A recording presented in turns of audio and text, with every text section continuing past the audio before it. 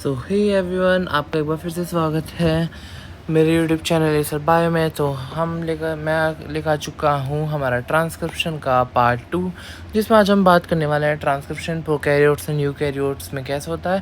तो सबसे पहले हमने कल बात कर ली थी कि ट्रांसक्रिप्शन क्या होता है। ट्रांसक्रिप्शन एक ऐसा प्रोसेस होता है जिससे हमारे पास क्या है, डीएनए से हमारे पास जो है आरएनए बनता है और फिर आरएनए से हमारे पास जो है प्रोटीन बनता है, ठीक है ना। तो हमने बस कल ट्रांसक्रिप्शन के बारे में पढ़ा, ट्रांसक्रिप्शन यूनिट के बारे में पढ़ा कि ट्रांसक्रिप्शन में क्या होता है, एक प्रोमोटर, एक स्ट्रक्चरल जीन और एक टर्मिनेटर। तो आज हम स्टार्ट करने वाले हैं सबसे पहले ट्रांसक्रिप्शन प्रोकैरियोट्स की, सिंगल सेलुलर ऑर्गेनिज्म जिनके पास न्यूक्लियस नहीं होता उनमें कैसे होता है। तो टाइप्स ऑफ आरएनए, तो सबसे पहले हमारे पास 3 तरह के आरएनए होते हैं। सबसे पहले एमआरएनए, टीआरएनए और आरआरएनए। एमआरएनए क्या करता है, ये कहता है मैसेंजर आरएनए, मतलब मैसेंजर आरएनए मतलब मैसेज ले जाएगा। ट्रांसफ़र आरएनए ये क्या करेगा, चीज़ों को ट्रांसफ़र कराएगा। आरएनए होता है राइबोसोमल आरएनए, ये हमारे पास जो है राइबोसोम बनाएगा, ठीक है ना। और हमारे पास एमआरएनए जो होता है वो सबसे पहले एचआरएनए की फॉर्म में हमारे पास मिलता है, जिसे कहते हैं हेटेरोजीनियस न्यूक्लियर आरएनए। ये हमारे पास जो है यूकैरियोट्स में होता है और ये नॉन फंक्शनल होता है, तो इसे फंक्शनल बनाते हैं और फिर ये हमारी बॉडी में जो है काम करता है, ठीक है ना। तो सबसे पहले हम बात करने वाले हैं ट्रांसक्रिप्शन इन यूकैरियोट्स, जो कि होता है हमारे पास 3 स्टेप्स में। वो 3 स्टेप्स कौन कौन से हैं। सबसे पहले आ जाता है हमारे पास इनिशिएशन, मतलब उसकी स्टार्टिंग करनी। तो आपको पता ही होगा डीएनए के 2 स्ट्रैंड होते हैं, ये वाली जो जा रही है हमारे पास 5 प्राइम वाली एंड, और ये जा रही है हमारे पास में हमारी 3 प्राइम टू 5 प्राइम वाली एंड। अब आपको पता होगा ये 5 प्राइम टू 3 प्राइम है और यहाँ पे प्रमोटर लगा हुआ है, तो ऊपर वाली टेम्पलेट स्ट्रैंड हो गई और नीचे वाली कोडिंग स्ट्रैंड हो गई और ये हमारे पास स्ट्रक्चरल जीन हो गया, ठीक है ना। अब सबसे पहले क्या होगा, ये आरएनए पॉलीमरेज है जो आरएनए का पॉलीमराइजेशन कराएगा। इसके ऊपर क्या है, हमारे पास एक फैक्टर बैठ के आता है जिसको कहते हैं हम सिग्मा फैक्टर। तो ये सिग्मा फैक्टर आएगा, प्रोमोटर रीजन को फाइंड करेगा और यहाँ पे इससे बाइंड कर जाएगा। ये सिग्मा फैक्टर आरएनए पॉलीमरेज के ऊपर बैठ कर आता है, ठीक है।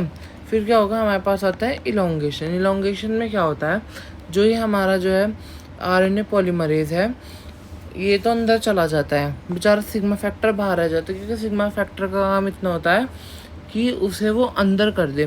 फिर यहाँ पे क्या होगा इलोंगेशन में, ये ना मैंने आपको बताया था, ये रुको मैं आपको पेन की मदद से समझाता हूँ। जैसे ही हमारे पास कोडिंग स्ट्रैंड है, ये टेम्पलेट स्ट्रैंड है और यहाँ की जो वो है क्या कहते हैं नाइट्रोजनस बेस की पेयरिंग ऐसे है, TACGC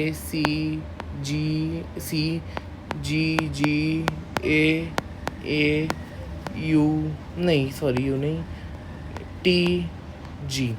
तो अब क्या होगा, यहाँ पे जो ये आरएनए बनेगा वो क्या कोड करेगा, वो इससे अलग कोड करेगा थोड़ा, क्योंकि 3 प्राइम टू 5 प्राइम है, अभी 5 प्राइम टू 3 प्राइम पे कोड करेगा इसको उल्टा, ए की जगह टी की जगह ए, और आरएनए है तो UGG, फिर जाएगा CC, ए की जगह U, फिर रहेगा A और फिर रहेगा G।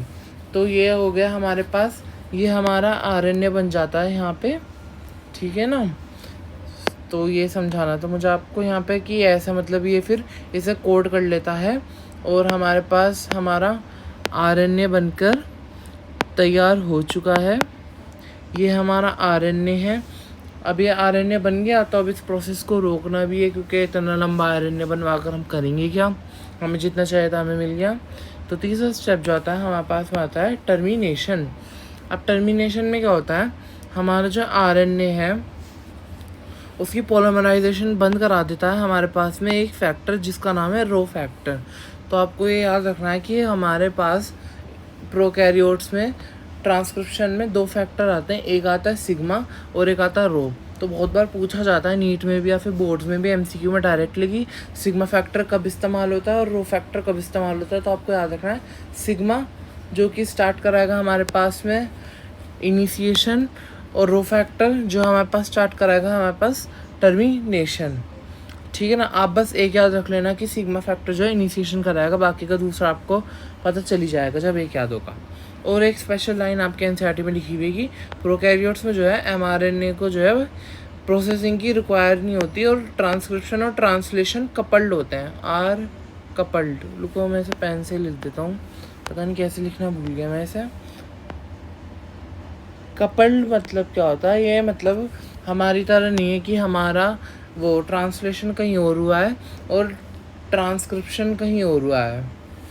इनके में क्या होता है, ट्रांसलेशन और ट्रांसक्रिप्शन एक साथ होता है, एक ही जगह पे कभी भी एक टाइम हो जाता है, ठीक है ना। अब बात करते हैं हमारे पास, ओह पेन चल गया, ट्रांसक्रिप्शन इन यूकैरियोट्स। वैसे इंपॉर्टेंट लाइन आपको याद रखनी चाहिए। अब बात करते हैं दूसरी हमारे पास जाती है ट्रांसक्रिप्शन, वो आती है हमारे पास यूकैरियोट्स में, ठीक है ना। वो मोनोसिस्ट्रॉनिक है, मतलब मैंने आपको कल भी बताया था, सिंगल पॉलीपेप्टाइड चेन के लिए काम करते हैं, ठीक है ना। और ये जो है न्यूक्लियस में टेक प्लेस करता है, मतलब हमारा जो है न्यूक्लियस में होता है। और यूकैरियोट्स के पास जो है स्प्लिट जीन होता है। स्प्लिट जीन बेसिकली वो होता है जिसमें ना इंट्रॉन और एक्सॉन्स दोनों होते हैं। वो क्योंकि पूरा फंक्शनल आरएनए नहीं बनाता है तो उसी को स्प्लिट जीन बोला जाता है, ठीक है ना। यूकैरियोट्स में जो है 3 डिफरेंट टाइप्स के आरएनए पॉलीमरेज मिलते हैं, जिनके बारे में नीट में अभी भी PYQ आया था, 26 में भी आया, 26 में रीनीट में भी आया और ओरिजिनल वाले में भी आया है इससे क्वेश्चन। तो सबसे पहले आता है RNA पॉलीमरेज 1। RNA पॉलीमरेज 1 किसके लिए पॉलीमराइज करेगा? RNA के लिए 28S, 18S, 5.8S। आपको ज़्यादातर MCQ ऑप्शन मिलेगा सिर्फ RNA या फिर उसके साथ ये। दूसरा आता है हमारे पास RNA पॉलीमरेज 2। RNA पॉलीमरेज 2 जो है ट्रांसक्राइब कराता है mRNA को और hRNA को, और hRNA जो है वो आता है हमारे पास प्रिकर्सर बोला जाता है, ऐसे बहुत बार प्रिकर्सर ऑफ mRNA ऐसे दे देता है कि वो which RNA polymerize the precursor of hRNA, ठीक है ना, वो प्रिकर्सर ऑफ mRNA। तो वो हो जाएगा हमारे पास RNA पॉलीमरेज 2। थर्ड पे आता है RNA पॉलीमरेज 3 जो ट्रांसक्राइब करेगा tRNA को, 5S RNA को और SNRNA को। 5S RNA इंपॉर्टेंट है क्योंकि न्यूक्लियस से बाहर जाकर ट्रांसक्राइब होता है। तो आपको अगर याद रखना है तो आप ऐसे याद रखिए RMT, या फिर आप अपनी कोई भी शॉर्ट फॉर्म बना सकते हैं। मैंने तो ऐसे याद कर रखा था जैसे RMT की, उससे याद हो जाता था ईजिली। और यूकैरियोट्स में जो है hRNA नॉन फंक्शनल होता है, जो कि पहले बनता है, ये मैंने आपको बता दिया था। hRNA जो है प्रोसेसिंग में जाता है, फंक्शनल mRNA हमारे पास जो है फाइनली बन जाता है। तो सबसे पहले देखिए ये है हमारा एक DNA हेलिक्स। ये है हमारे पास RNA पॉलीमरेज कोई सा भी नहीं, ये RNA पॉलीमरेज 2 है क्योंकि अभी mRNA बनाना है हमें। तो क्या होगा, ये RNA बन चुका है हमारा, मतलब इतना तो हो चुका है कि वो हो गया हमारे पास इनिशिएशन, एलोंगेशन, टर्मिनेशन, ये 3 प्रोसेस हो गए हैं। अब आगे का जो है इसमें एक्स्ट्रा है हमारे पास। तो आप जो देख सकते हैं ये हिस्से कुछ जो है ऑरेंज है, कुछ येलो है, ये हमारा mRNA है, वो HNRNA है अभी के लिए, जिसमें इंट्रॉन और एक्सॉन दोनों है। इंट्रॉन वो जो कि एक्सप्रेस नहीं हो सकते। तो सबसे पहले हम क्या करेंगे, इसकी कराएंगे हम कैपिंग में क्या होता है, ये हमारा 5 प्राइम है, हमारा 3 प्राइम है, तो हम क्या करेंगे, addition of methyl guanosine triphosphate at 5 prime end. तो हम यहाँ पे इसकी कैपिंग कर देंगे, जहाँ पे हम गुआनिन एडेनोसिन फॉस्फेट लगा देंगे, मिथाइल गुआनोसिन ट्राइफॉस्फेट हमने इस पर लगा दिया, ठीक है। फिर दूसरा जो हमारे पास प्रोसेस होता है वो होता है हमारे पास टेलिंग में क्या होता है हमारे पास, हम करते हैं एडिनिलेट रेजिड्यू 200 से 300। हम यहाँ पे क्या करते हैं 3 प्राइम एंड पे ना बहुत सारे एडेनिन के रेजिड्यू लगा देते हैं। ये रहे जैसे कि जिसे कहते हैं पॉली ए टेल, जो कि 3 प्राइम एंड पे होता है, कैपिंग टेलिंग। और तीसरा स्टेप आता है हमारे पास स्प्लाइसिंग में क्या होता है, रिमूवल ऑफ इंट्रॉन्स। हमारे पास जितने भी इंट्रॉन्स रहते हैं ना, हम उन्हें रिमूव कर देते हैं और ये फुल्ली फंक्शनल mRNA बन जाता है हमारे पास फाइनली, फुल्ली फंक्शनल, जिससे आगे जाकर हमारे पास प्रोटीन भी बन जाता है।